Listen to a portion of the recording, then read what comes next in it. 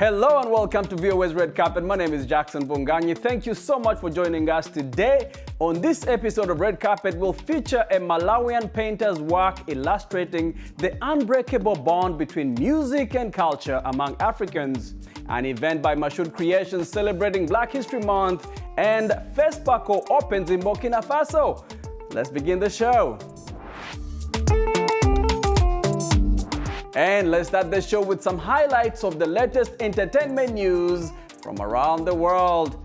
The Academy of Motion Picture Arts and Sciences has established a crisis team in response to last year's Academy Awards incident in which actor Will Smith went on stage and slapped comedian Chris Rock. This year, the Oscars ceremony is being held on March the 12th, according to Academy CEO Bill Kramer. Queens New York native Evie Rockwell's debut feature, 1001, took the grand prize for the U.S. dramatic competition at this year's Sundance Film Festival. The film stars Tiana Taylor making her debut as a leading actor. Rockwell's cast Taylor after watching hundreds of tapes for the role of Inez, a young woman who kidnaps her son Terry from the foster system and becomes fiercely dedicated to providing him with a sense of home and identity. That is according to reports.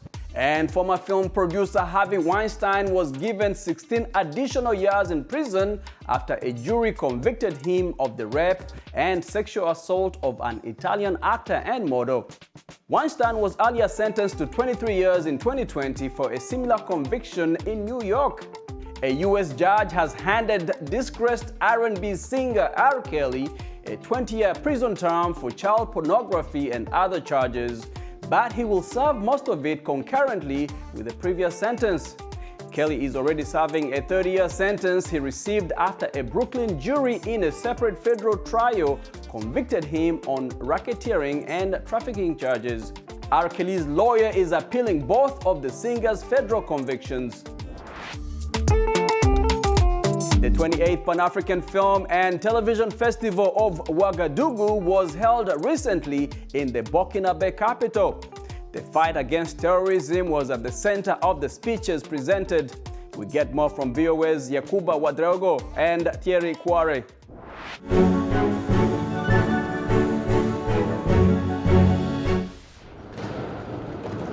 The 2023 opening choreography of FESPACO by Serge Aimé Coulibaly was inspired by Martin Luther King's famous phrase, "I have a dream."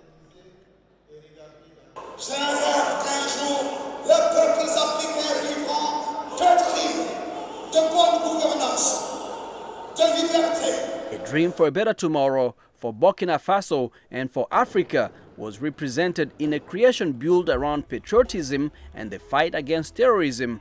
Well, I heard about the terrorist attack on my way when I was kind of entering the plane. But for some reasons, I'm not bothered at all because, you see, these things happen everywhere in the world and I believe I'm going to go back home safe. Competing film productions in different categories address the ongoing security crisis. The Malian Prime Minister Choguel Kokala Maiga was present at the opening of FESPACO alongside his Burkina counterpart, and he returned to the idea of a federation between Mali and Burkina Faso. We have discussed a lot on this issue of the Mali-Burkina Federation with other countries, and what I heard today from men of culture is to say to politicians, carry on, follow your people, don't fail, don't hesitate, don't look back, your people are with you.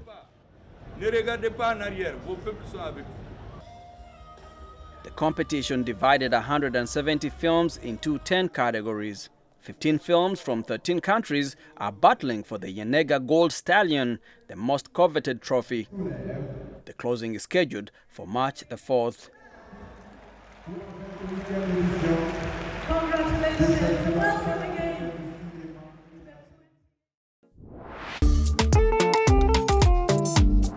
Malawian visual artist Tapiwa Mlinga is one of the 5 African artists whose work is being highlighted on the cover of notebooks printed by Africa No Filter, a Kenya-based art organization.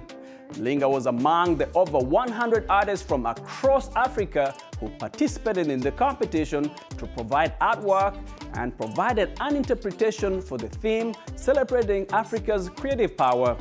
Red Carpet caught up with her in Lilongwe to talk about her work. The painting that won Tapiwa Mlinga a top 5 spot is an illustration depicting the unbreakable bond between music and culture among Africans. The 26-year-old visual artist says that success came as a surprise but has inspired her to aim high. So I did about the music, because music actually has been part of African culture for like a while. You go to any ceremonies like funerals, weddings, there's always music to it. So I created that piece. I posted about it. People loved it. It is a good sort. I think that was my expensive painting. So when I submitted to it, when I submitted to African No Filter, they actually loved it. The African No Filter is an arts organization with branches in Ghana, South Africa, Kenya, and Nigeria. And each year, the organization comes up with themed competitions on paintings aimed to empower visual artists in Africa with the aim of changing the narratives within and about the continent. I'm excited in a way that people actually, now they're recognizing my work and my name is out there, and people, when they say it's T, people actually know me. That's exciting for business part. Also, it's scary in a way that now people expect more from me. I don't know how much they want from me and how much I can deliver to them. So now it's really, really scary. But I promise to do my best. Yeah, I hope it works out. Mlinga's success comes 2 years after she went into arts, a new career she started after working as a social worker. She has been collaborating with several professional local artists, including the country's renowned pencil artist, Henry Buddha. Yeah, she's a very good artist, Like the way she come up with the concepts, like the concepts are very nice, and how she mixes the paint, it's very nice as well. She knows how to mix the paint, how to put it out there. Mlinga markets her work through several social media platforms, including Twitter, Facebook, and WhatsApp. But her success is not short of challenges, including the rise in prices of painting materials on the market. Get me a pencil. And another challenge that I have is most people actually here in Malawi, they take art as a white people hobby. So if you post about it, just like, okay, it's nice. But for them to appreciate it and actually buy or actually keep it, it's really a struggle. I think right now they are coming into place, but then still we have a larger number of people that they shy away from getting involved in art. But challenges aside, Mlinga is pushing hard to explore international markets. As an artist, I need to be in the platforms whereas I can go outside the country. Yeah, there's a Mexico art show, like it's a wide art show. There is a Texas art show. I need to be in those spaces. That will be like, that's my goal.